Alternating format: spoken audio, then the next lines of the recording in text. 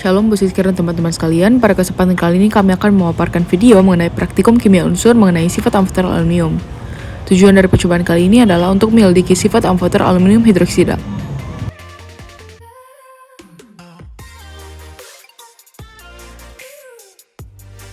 Dasar teori pada percobaan kali ini adalah amfoter adalah sifat suatu zat atau senyawa yang dapat bersifat asam atau basa, tergantung pada lingkungannya.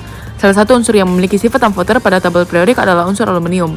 Hal ini menyebabkan struktur elektron aluminium memungkinkan untuk bereaksi baik sebagai oksidator maupun reduktor. Alat-alat yang digunakan adalah tabung reaksi 2 buah dan gelas ukur 2 buah.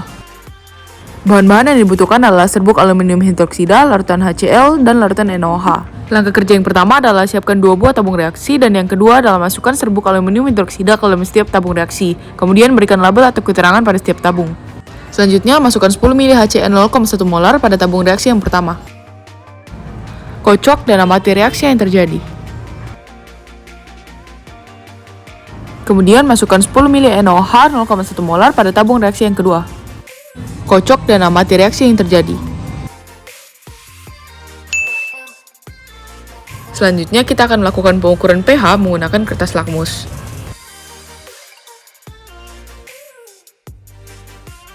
Lalu masuk ke hasil pengamatan, didapatkan pada sampel yang pertama yaitu tabung reaksi 1.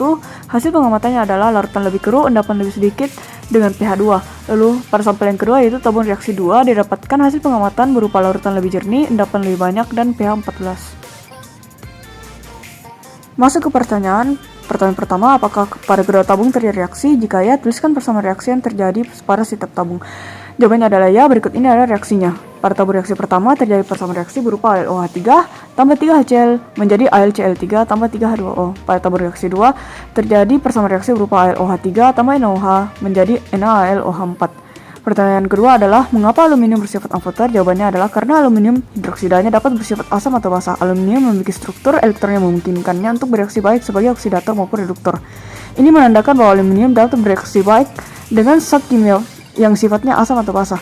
Ini memungkinkan reaksi dengan zat seperti HCl atau asam atau NaOH atau basa yang menghasilkan produk yang berbeda sesuai kondisi.